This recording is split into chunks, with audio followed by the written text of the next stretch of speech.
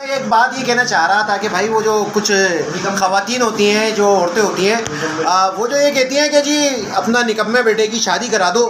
تو شادی کے بعد صحیح ہو جائے گا، شادی کے بعد نوکری کرنے لگے گا، شادی کے بعد کام کرنے لگے گا تو نصیب کھل جائے گا۔ بھائی لڑکی کے نصیب سے نوکری ملتی ہے، تو یہ اس جہالت میں یہ ہماری عورتیں، یہ بزرگ عورتیں اور یہ جو خواتین ہیں کب تک اس جہالت میں ڈوبی رہیں گی؟ تو بھائی خدا را، اچھا مزے کی بات یہ ہے کہ اپنی بیٹی کی شادی ایسے آدمی سے نہیں کروائی جاتی ہے، اپنی بیٹی کے لیے یہ نہیں سوچا جاتا کہ نہیں ارے ابھی تو وہ بے روزگار ہے تو شادی کر دیتی ہوں میں اس سے، اپنی میری بیٹی کے نصیب سے اس کی نوکری لگ جائے گی،